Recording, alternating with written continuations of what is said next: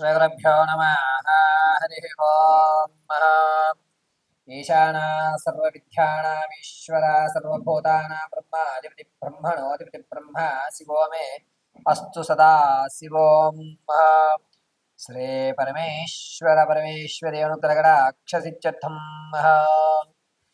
అందరికీ కూడా జులై నెలలో జరిగేటువంటి విపత్తులు ఏమిటి, వచ్చేటువంటి ప్రమాదాన్ని ఏ విధంగా ఆపాలి, అసలు ఏ ఏ తారీఖుల్లో ఈ మేషం దగ్గర నుంచి ప్రారంభం చేసుకుని మీనరాశి వరకు కూడా జూలై నెలలో ఏ తారీఖుల్లో ఏ విధమైనటువంటి గ్రహ సంచారం జరగడం వల్ల జరిగేటువంటి అనర్థాలు ఏమిటి, శుభ ఫలితాలు ఏమిటి, అశుభ ఫలితాలు ఏమిటి, ఏ విధమైనటువంటి వ్యక్తిగత శ్రద్ధ తీసుకోవాలి, దేని మీద మనం ఆశ పెట్టుకోవాలి అనేటువంటి విషయాన్ని పంచాంగకర్తలు రచించిన విధంగా పరమశివుడు అనుగ్రహించినటువంటి నాకు ప్రసాదించినటువంటి జ్ఞానాన్ని ఉపయోగించుకుని యథాశక్తిగా ఉన్నటువంటి విషయాల్లో మీరు ప్రమాదాల నుంచి ఏ విధంగా తప్పుకోవాలి, ధనాన్ని ఏ విధంగా మీరు నిల్వ చేసుకోగలుగుతారు, ఆర్థికంగా మీరు ఎప్పుడెప్పుడు స్థిరపడేటువంటి వ్యవస్థలు నడుస్తాయి, గోల్డెన్ ఛాన్స్ అనేటువంటి ఎప్పుడు లభిస్తుంది అనేటువంటిది ఈ నెలలో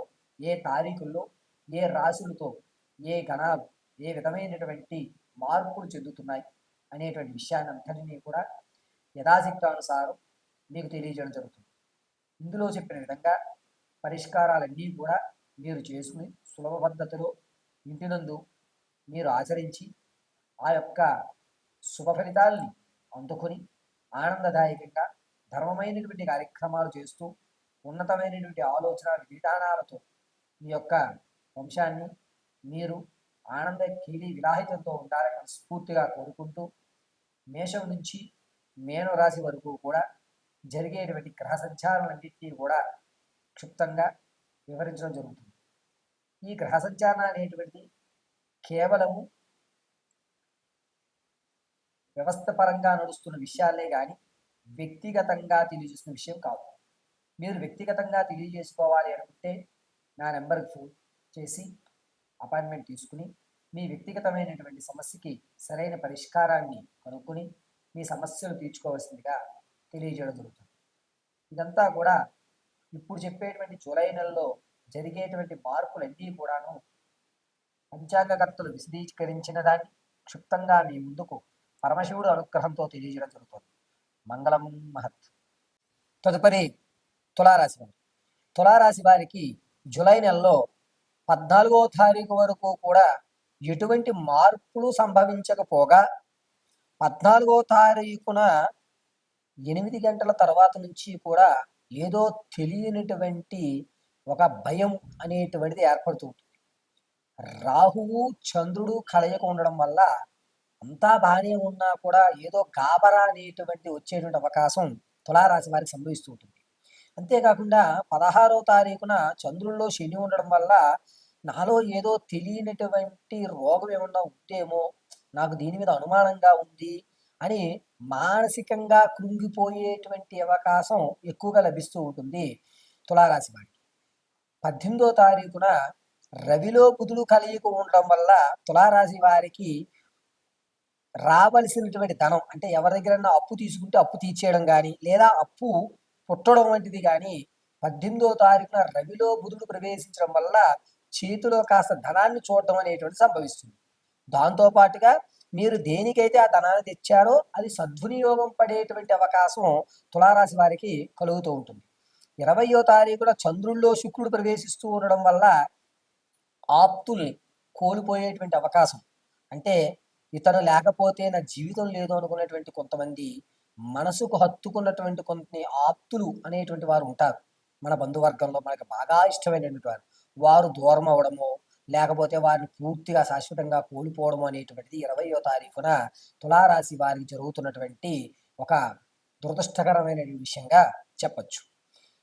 24వ తారీఖున తులారాశి వారికి రవి బుధుడు చంద్రుడు కలయికలో ఉండడం వల్ల కాస్త ధనపరంగా ఇబ్బంది కలుగుతూ దాన్ని అధిరోహించడానికి ఏదన్నా చేద్దాము అనేటువంటి ఒక దృఢమైనటువంటి సంకల్పం, దృఢమైన నిర్ణయం అనేటువంటిది 24వ తారీఖున తీసుకుంటారు. ఇప్పటి వరకు ఒక లెక్క ఇక నుంచి కూడా నేను ఇంకో రకంగా మారి కూడా చూపించగలను, నేనేంటో నిరూపించుకోగలను అని తన యొక్క అహంకారాన్ని ప్రదర్శించేటువంటి అవకాశం 24వ తారీఖున తులారాశి వారికి సంభవిస్తూ ఉంటుంది.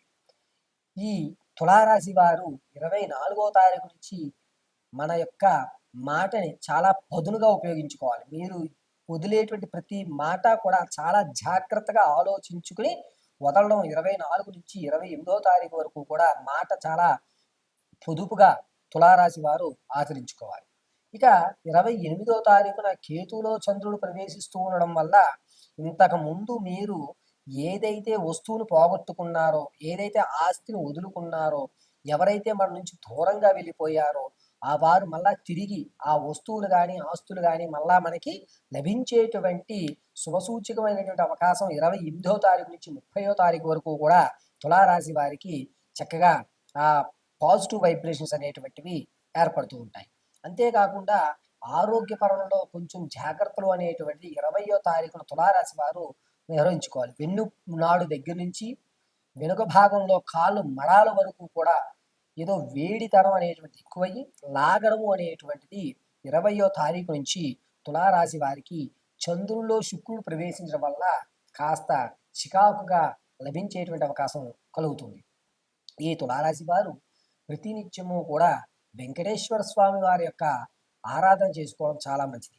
అందులోనూ 20వ తారీఖున శుక్రుడు చంద్రుడితో కలుస్తూ ఉన్నాడు కాబట్టి నారాయణ జపాన్ని ఖచ్చితంగా 20వ తారీఖు నుంచి 30 వరకు కూడా స్మరిస్తూనే ఉండడం తులారాశి వారికి అత్యంత శుభస్య శీఘ్రమైనటువంటి మంత్రోచ్చారణగా చెప్పచ్చు. తులారాశి వారు తమ అనుకున్నటువంటి విధానాల్లో ఉన్నతంగా ఏర్పడాలి అనేటువంటి అవకాశం కానీ, మీరు మాట్లాడేటువంటి మాట యొక్క విలువ కానీ 24 నుంచి ఆధారపడి ఉంది. కాబట్టి 24 అనేటువంటిది తులారాశి వారికి కీలకమైనటువంటి మలుపు తెచ్చేటువంటి రోజు.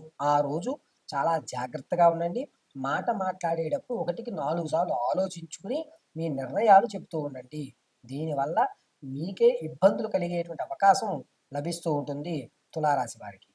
ఈ జూలై నెలలో పరిపూర్తిగా తులారాశి వారు కాస్త ఒడిదుడుకులు జరుగుతున్నా కూడా 24 నుంచి మంచి నిర్ణయం అనేటువంటిది మీకు ఆధారపడి ఉంటుంది.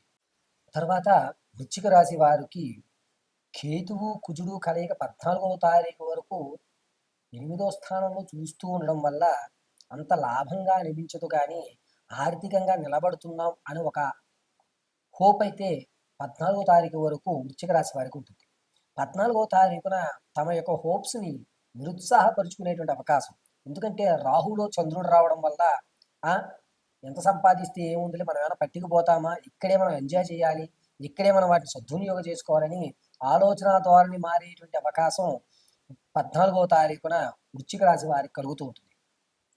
ఆనందాలకి ఆహ్లాదకరాలకి మీ యొక్క డబ్బుని వెచ్చించి దాద్దాం అనేటువంటి ఆలోచన పూర్తిగా మానేసుకుని ఎంతసేపు విందు వినోదాలకై పరితపించేటువంటి అవకాశం 16వ తారీఖు వరకు కూడా వృశ్చిక రాశి వారికి లభిస్తూ ఉంటుంది.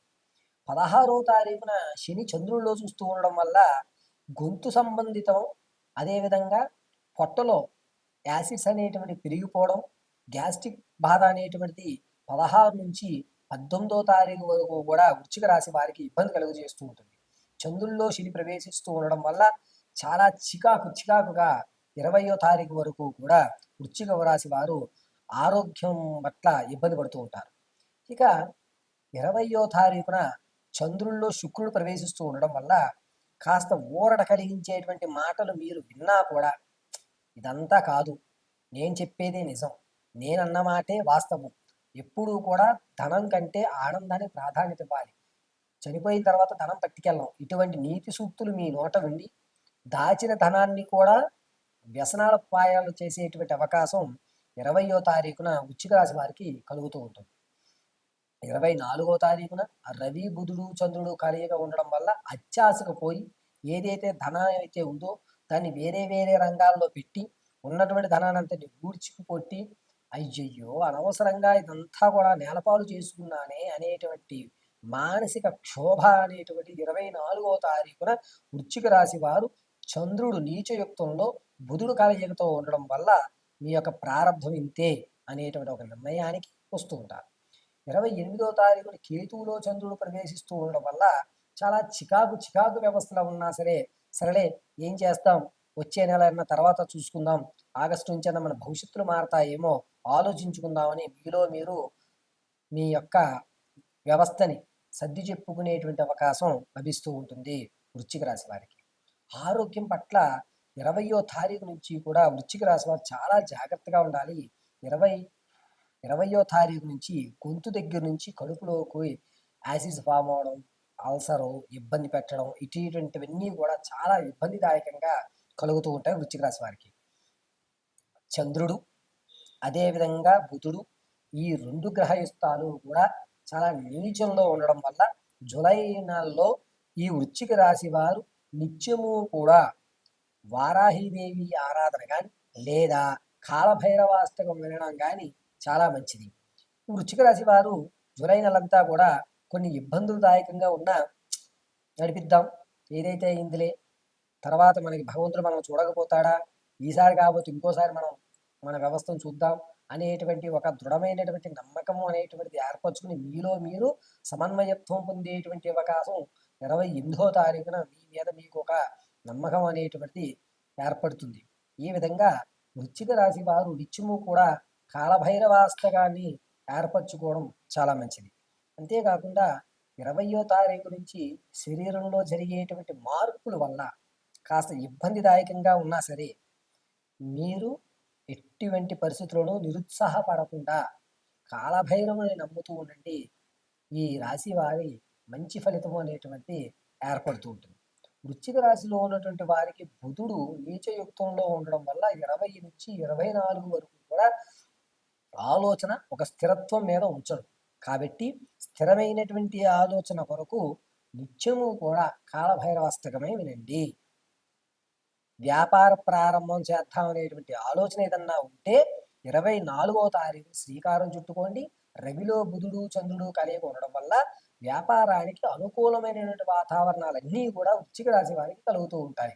ఇలా కలగడం వల్ల వృశ్చిక రాశి వారు ఉన్నతమైనటువంటి వ్యవస్థని ఏర్పరచుకోవడానికి నిత్యము కూడా కాలభైరవుడు మీకు సహాయంగా ఇస్తూ ఉంటారు.